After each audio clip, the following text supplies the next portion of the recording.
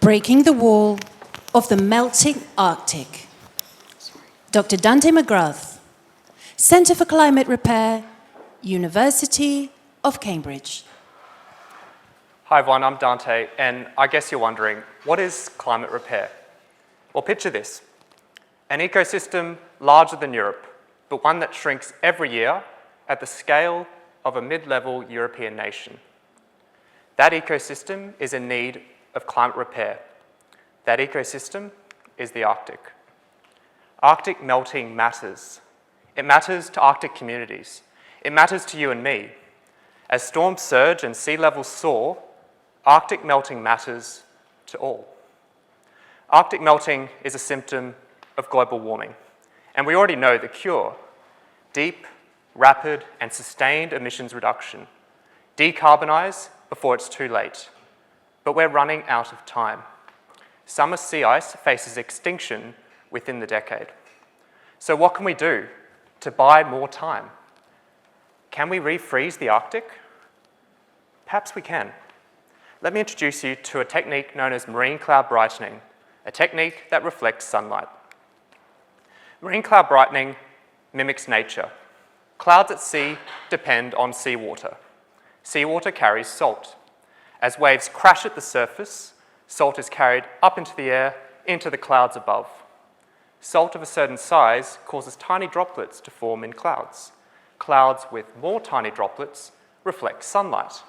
And satellite images prove this. Streaks of bright clouds are shown to match ship tracks. Now, these clouds are brightened by ship exhausts, but we can achieve the same effect with salt, which we have in abundance at sea. My work centres on that salt of a certain size. My team are developing a system to deliver salt into marine clouds to reflect more sunlight. We aim to produce seawater sprays of droplets no larger than a micron, so less than the width of a human hair, at a rate of 1,000 billion droplets per second. At scale, we could brighten clouds, and a little goes a long way.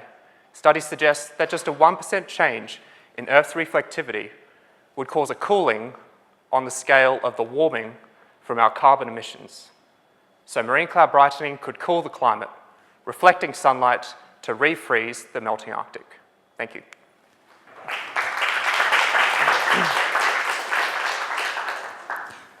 Questions?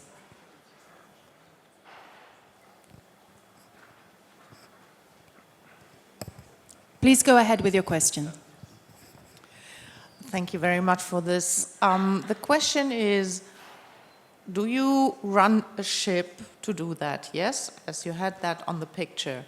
And are you imagined to have, let's say, 1 million of ships around all these oceans, or just in a specific part of the ocean? Thank you for the question. So in the first instance, we are doing research and development. So it would require one boat out at sea.